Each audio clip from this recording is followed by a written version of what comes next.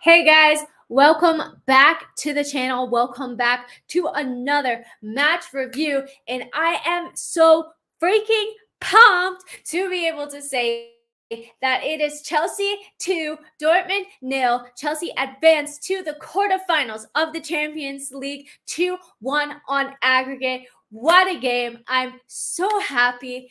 Gutted that I'm not at the bridge for this moment. I had to cut my trip to London short, but I'm still over the moon. So let's get into this match review. If you guys have any comments or anything, make sure to leave it in the comment box because I'm going to be getting through as many as possible.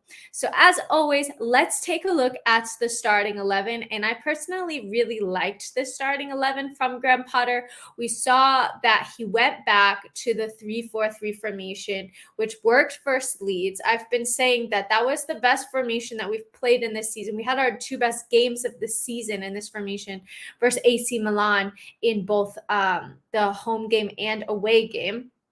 So we see Kepa in goal, a back three of Wesley Fofana, Kalidou Koulibaly, Marc Cucurella, Reece James and Ben Chilwell as the wingbacks, Kovacic and Enzo Fernandez in the midfield, and then a front three of Joao Felix, Kai Havertz, and Raheem Sterling. So this was basically my predicted 11. The only change was that Cucurella came in for Chalobah. And if you think about it, it does make sense because Chalobah plays best in that right center back spot, and you're not necessarily going to move Wesley Fofana for Chalobah. And then when he's played in that left center back spot, he hasn't looked as good as he had in the right center back. So I understand that's like more of a natural position for Cucurella. So I understood it, and it was big game for this team to be 1-0 down. But like I said in my match preview, you just need one goal. That's it. You just need one goal, and you're right back into this game. And I honestly thought that Chelsea just played so well especially in the first half overall. But we played very, very well in the opening 10 minutes. Then Dortmund got back into the match, and then we played well again. So looking at the match, big moment for Joao Felix in the opening 5 minutes. He had a very close opportunity. On the 8-minute mark, there was a foul on Kai Havertz, kind of like a slight push on the back. I think it was from Jude Bellingham. Seemed to knock him off the ball. I think like that could have kind of gone either way. And like I said, I felt that we started the 10 minutes with a lot of intensity. We were pressing. We were looking for that forward pass. And then we let Dortmund grow into the game. And at this point, I was thinking, oh no, like please do not let Dortmund get into the game because we're the ones that really need a goal. At about the 15-minute mark, there was a massive save from Kepa from a free kick. And Rob Green, who was a goalkeeper that used to play for Chelsea, said that that angle is really hard because you also have like the lights just blaring at you. So when he said that, I was like, please, like, don't let Kepa be blinded in this moment. But I thought that he was really, really good. In this game in general, made a couple of really important saves. And then it's so funny because I take notes as I watch the game, and I literally wrote down Raheem Sterling not showing the form that we know that he's capable of. His first touch has been 4 and his decision making 2. And then he went on to score, but I just felt that the attack was breaking down, like everything that he was kind of touching, like the first touch was just letting him down, and I just felt like he was overthinking. And that's something that when I had the Raheem Sterling special, we talked about in that video, that when Raheem Sterling doesn't have time to think, he actually does like the hard things very easily. But when he has time to make a decision, he tends to overcomplicate it and overthink it. And we were seeing that. I was like, Raheem, please pull it together, please. So he just had to go on and score. But 28 minutes, Kai Havertz hits the inside of the post. At this point, I was thinking, oh, it's just not, it's not written in the stars for us, because how many opportunities can you have, can you miss, and still have the tie go your way?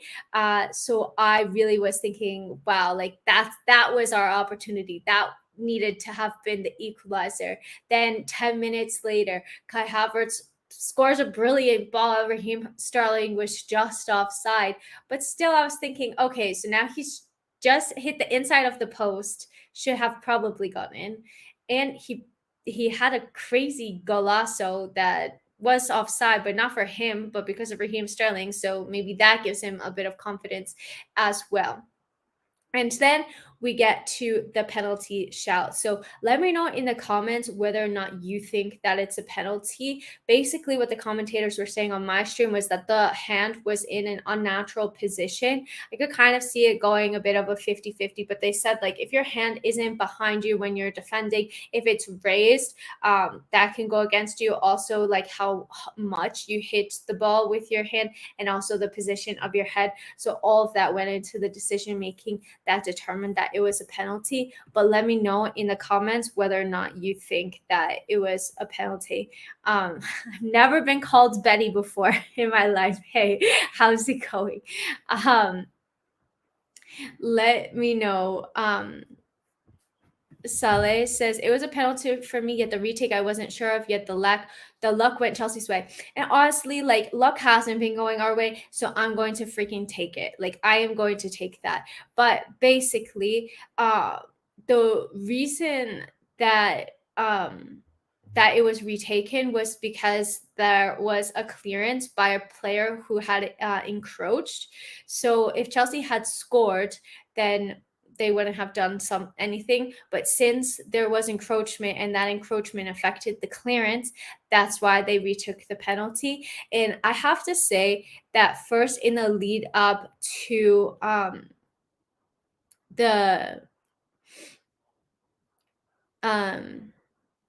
in the lead up to the penalty, Chelsea were really getting forward and trying and trying and trying.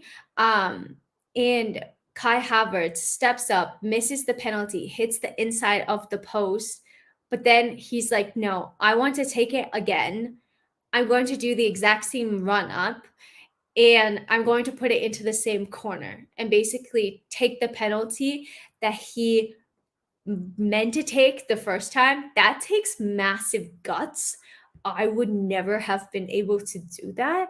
And that, I have to offer him massive props. That was insane. Maxwell says Kai Havertz the king, and I totally agree. Best thing about you is whether Chelsea lose or win, barely any change in your post-match reaction. Guys, you can tell I'm more upbeat. Like, look, I'm happy to see you upbeat after these last few games. I just, like, didn't want to be another, like, creator contributing to the negativity in Chelsea when we were losing. But I'm so happy right now. Like, I can't even tell you guys. It's almost midnight. I should be asleep for like an hour already, and I'm still buzzing. Kai was amazing. Yes, he definitely was. Yeah, he did look nervous, but I mean, Jorginho had been the set penalty taker, so it's not surprising to me that he's nervous, because I think the last penalty that he took was the Club World Cup. And let me see if I can find like Kai Havertz penalty record, because I saw it on Twitter earlier, and it was actually quite good. So this is on Transfer Market, and why can't I see anything? It says total penalties miss 0. Obviously not counting for today.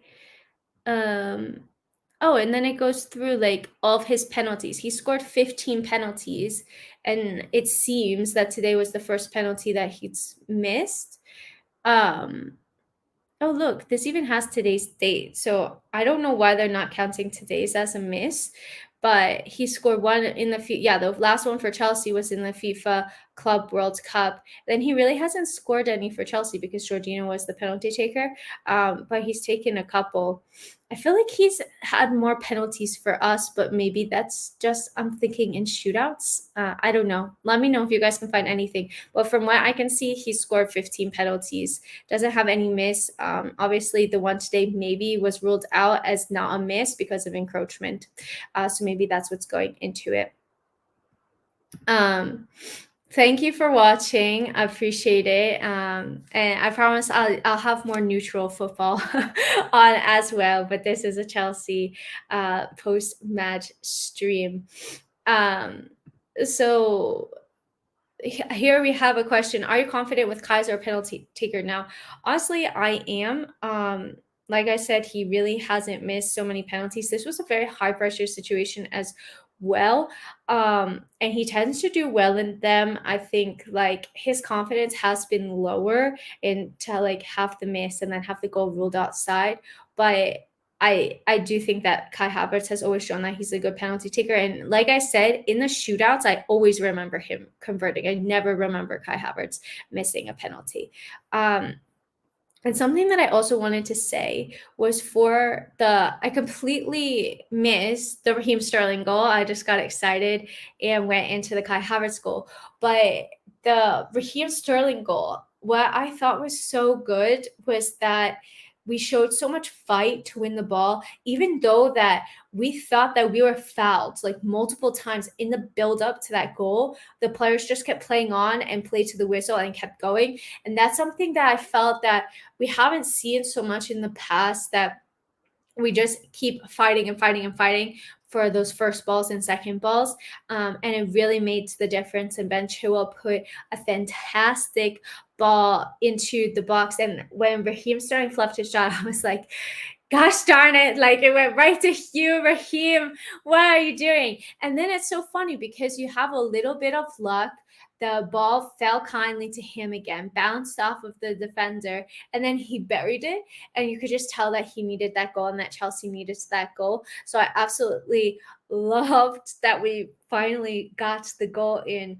And I'd just like to say as well that I predicted a 2-0 win. And well, I got the goal scores wrong, but still. So I'm just going to share my screen and okay, here we go. All right, hopefully you guys can see my screen.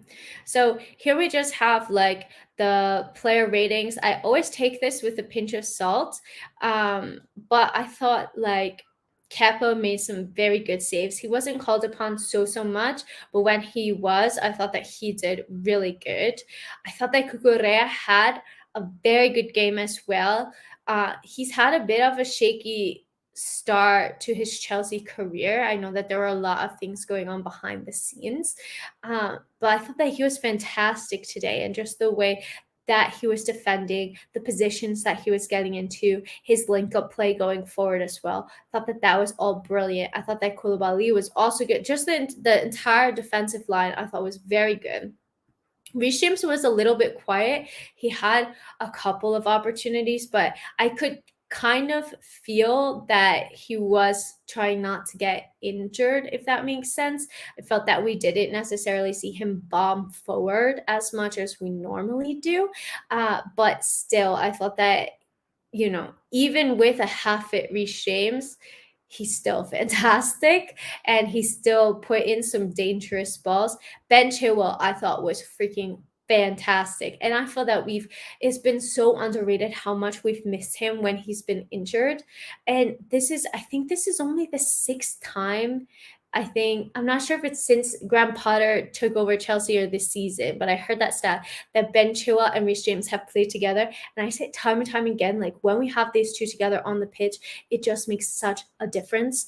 I thought Ben Chilwell was phenomenal. He was getting into he made so many blocks, tackles, interceptions. Going forward, he was good. He was putting really dangerous balls into the box as well. I just felt that he was so good. Kovacic and Enzo Fernandez, I thought that they were fine. I don't really have any standout moments from them. So let me know what you guys think I can't remember like anything that really like stood out to me. But again, that's good. Strong in the middle of the pitch. I thought that Raheem Sterling actually didn't have a great game apart from the goal. Just what I said, that I felt that his first touch was letting him down. The attack was breaking down a bit. Maybe he's a little bit rusty, maybe a little bit nervous as well from the occasion. But at the end of the day, he got his goal. That's all that matters. So I'm 1,000% not going to be complaining about that. Joao Felix, I thought, was very good. Didn't get a goal, but I thought that he created a lot. I think it might have been Felix to Kai Havertz for the opportunity that hit the inside of the post. I thought that he was creating a lot as well. And I thought that Kai Havertz was phenomenal in this game. Everybody needs to give this guy props because he was so good. Like, it was the Kai Havertz that was in there and that we've all just been waiting to see. Like, he was taking shots. He looked like more, I don't know. I just felt that he had a little bit more confidence apart from the penalty save, the initial penalty save. And that's not his usual run up either. Like, he usually doesn't do like the halt. He usually does a run up. So I don't think that helped him thinking about the penalty. But I just thought that he was phenomenal in this match. And I really, really hope that we can see more of him. Let's just click on like this average player position. I'm just curious. So Wesley Fofana back here. So this is Raheem Sterling, kind of like the most forward. Kai Havertz behind him. Then you have Felix and Ben Chilwell overlapping quite a bit as well. Cucurella, Koulibaly, Enzo and Kovacic staying back, and then Reece James not as advanced as Ben Chilwell. So that's interesting. I always like to see that. And let's just look here. So Chelsea had 1.97 expected goals to 0.94, so slightly outperforming, just slightly outperforming our expected goals. At least we're not underperforming. And this is insane that Borussia Dortmund actually had more possession than us, 61% to 39.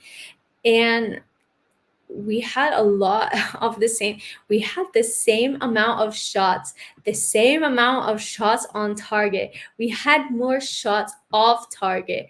They had 4 blocked shots. We had 5 offside 6 times. Like, Raheem Sterling couldn't stay onside for a couple of those chances. And then we had 3 big chances, 2 big chances missed. Oh, I didn't even mention the Koulibaly miss. I couldn't believe that he missed it from like an open goal. That was just bananas.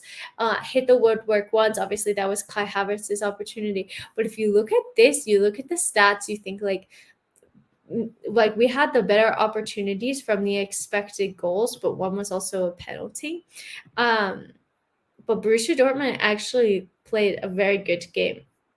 And I also just like looking at the player statistics. So let's see, like accurate passes, like Dortmund dominated here in terms of accurate passes.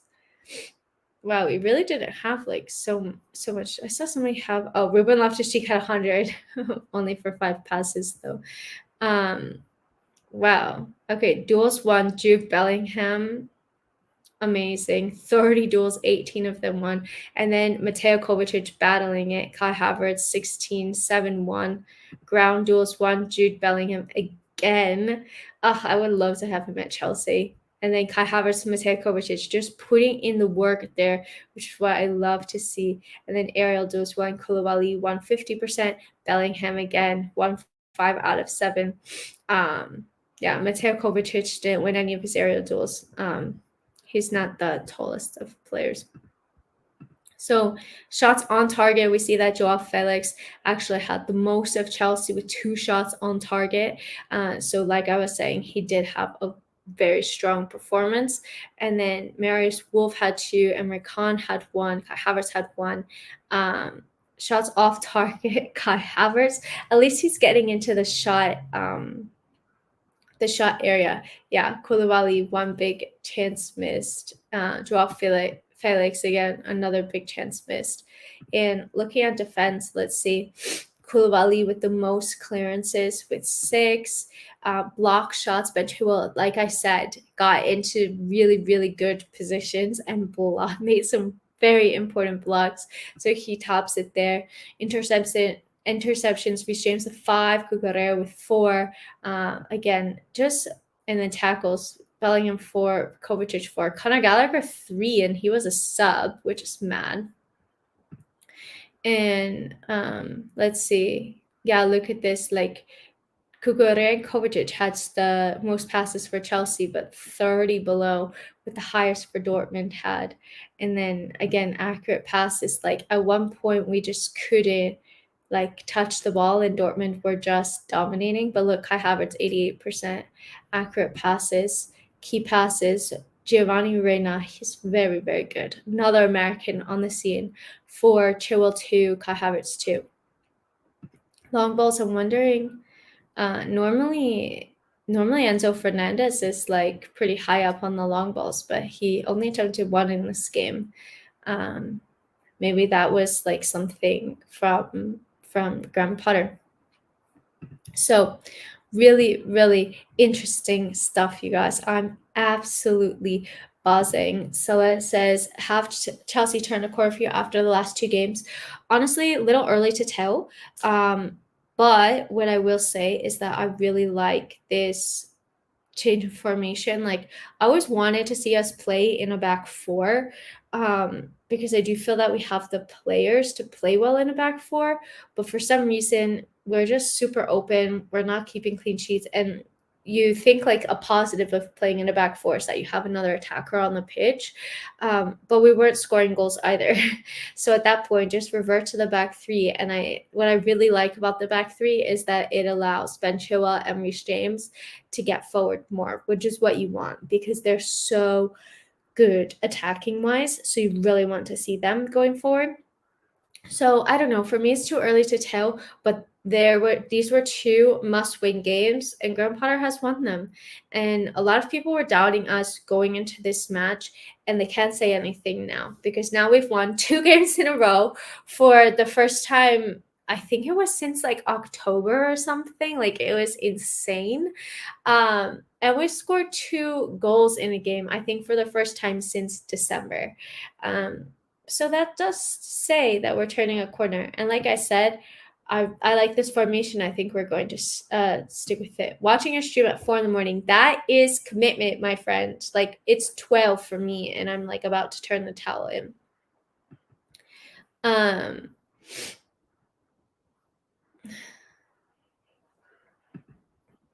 I actually said our players were so confident even when we did not have the ball. Pulisic's substitution was not worth it. They could have brought in Chukwuemeka or Mudryk. Yeah, I was like surprised only because Pulisic has been out injured for I don't even know how long. And like I didn't know why he didn't bring on Mudryk. I don't know why Mudryk hasn't had any minutes, at least the last 2 games. I can't remember the one prior to that. Just a little bit odd for me. I don't know if he's trying to like ease him in a little bit, or what. I found that odd.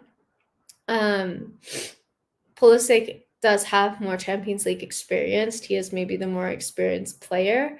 And maybe he just felt that he could trust him more in that situation, or that he could handle the pressure. I don't know. We're just speculating. But it reminds me a little bit like last season, I think, with Chelsea women, that Lauren James wasn't playing so much. I think it was last season or the season before. I can't remember. And I was thinking, why isn't Lauren James playing? And then now this season, she's absolutely killing it. So maybe it's just like a matter of easing them in to the league. And it's true that Mudryk hadn't played football since like November, so he wasn't match fit at all. So maybe he's just getting him back to match fitness. And Soleil says there isn't another clear penalty taker other than Kai Havertz. I'm trying to think, like, is there? Not really. Like, Reece James is really good at penalties. Azpilicueta is normally really good. He missed 1 in some game that was like really important. I felt really bad. I don't remember now. But yeah, Reece James I think is pretty good. Ben Chilwell's usually pretty good at pens as well, but you normally want to give them to an attacker. Zakaria should have been played as a double pivot with Enzo. That combination will be deadly. Yeah, that's a good point. I do like Mateo Kovacic. I think like he has been playing really good. And he has, I don't know, just more experience playing for Chelsea at this point. I really do like Zakaria a lot. But I also know that he's like been coming back from injury, so maybe like he wasn't fit to play all of that time, and it was like a must-win game. So maybe Graham Potter's going more with the players that are tried and true. Ooh, sorry, my dog. Joao Felix as well. The only thing with Joao Felix is that we don't know if he's going to stay at Chelsea, so I'd rather just give it to somebody who we know is like definitely going to be at Chelsea. But yeah, Reece James, like I said, very good penalty taker.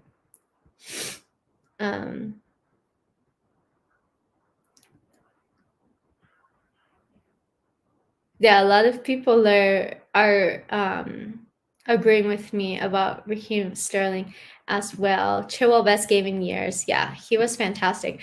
I said that we were missing him so much when he was injured. I said it. And we were so good.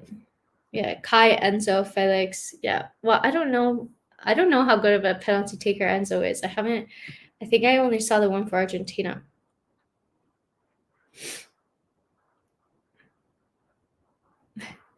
You are delusional if you think Kai was phenomenal today. Okay. He was phenomenal today. So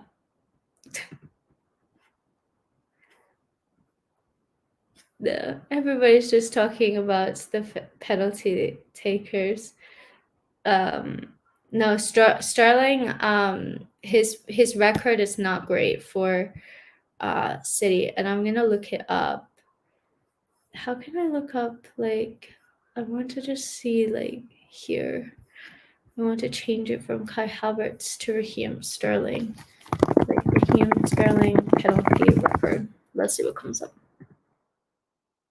Yeah, so he's missed 50% of the penalties that he's taken. He scored 4, 3 for City in the Premier League and 1 for England in the Nations League. And then he missed 4 for City in the Premier League. So I definitely would not have Raheem Sterling as the penalty taker. And I think as well, he just tends to like overthink things for some reason, and he does the tough stuff easy, and then the easier stuff harder. So I don't think that I would have him in. Yeah, 50%. Yeah, I know. Thoughts on Kepa? Yeah, we're seeing a lot of Kepa love in the comments, and I'm totally here for it. Kepa captain. He's come such a long way, which is pretty insane to think. But I think that he's just like such a strong force in the dressing room as well, such a strong personality. I actually ran into him like inside the Chelsea facilities the other day, but he was like talking or on the phone, so I didn't say anything. But you can tell that he just has that like fighting spirit. So yeah, I was super happy for him. Yeah, he's been incredible. Totally agree. Alrighty, guys. I'm feeling a little bit congested, I think, from like being in London and being outside for like 8 hours a day and then flying back, and it's midnight. So I'm going to go. I'm too hyped to go to bed, but I'm gonna go rest. I hope that you guys enjoyed this stream. I loved it. I'm so happy that we finally won another game and we're through. I can't believe that we're through to the next round. If anybody else feel that it's just like gonna be fate that we drop Benfica now in the next round, I feel like it. But anyways, hope that you guys enjoyed the stream. If you like it, if you're not subbed to the channel, please sub to the channel. Like this video so others can watch it later. And yeah, hope that you guys have a great rest of your day, evening, whatever time you're watching this. And until next time, I'm out. Bye.